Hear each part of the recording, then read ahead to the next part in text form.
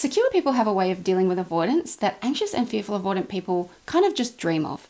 So in this video, we're going to learn about how secure people deal with avoidance so that you can resonate with their thinking and possibly emulate their behavior. Of course, emulating behavior doesn't automatically create inner security for insecurely attached people, but it just gives us something to aim for, kind of like an end result, a picture to focus on. So here are 2 ways securely attached people deal with avoidance so that they get treated right and so that they're able to eliminate the person who is wrong for them.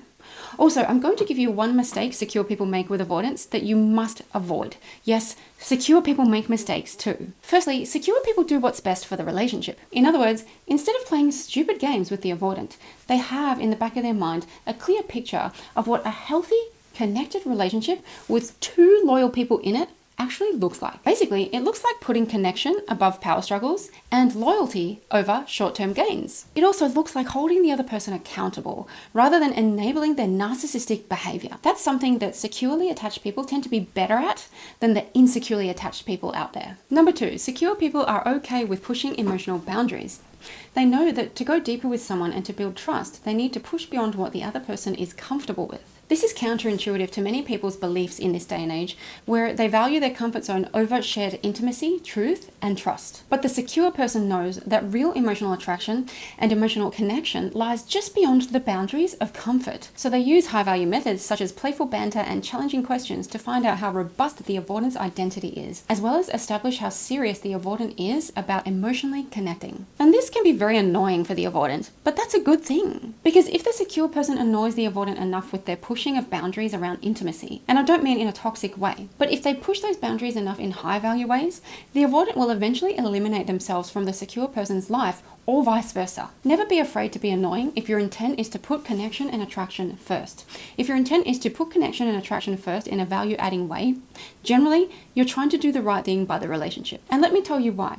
If your avoidant is never going to put connection first, then you'll never have a real relationship anyway. So it's better that you find out sooner rather than later. And I know that most of the securely attached people out there would agree with me on that. Now, the 1 mistake secure people make with avoidance is projecting their inner security onto the avoidant. Remember, secure people have never experienced anything other than inner security and a well-regulated nervous system. They still get anxious when they need to, they just don't get anxious when there's no real reason to, like anxious and fearful avoidant people do. But because secure people are used to not being burdened by chronic anxiety and raised cortisol levels, they assume other people are just as well adjusted as they are. Similarly, if you're anxious or fearful avoidant, your task is to now project your own anxious patterns onto the avoidant. Remember that this person avoids anxiety at all costs. Their sense of safety doesn't come from hyperactivation of their attachment system, but rather from deactivation. And they are happiest when they are deactivated.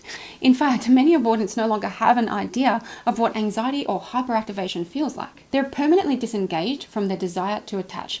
And the more avoidant you are, the more true this is. They may never have that desire to attach, and you need to learn to treat them as if that's the case. If you'd like to discover your own core attachment style and get a score for how secure you are, I have good news for you. I have a completely free attachment quiz that you can take. It only takes 3 minutes, and to access that quiz, go to Renee's links.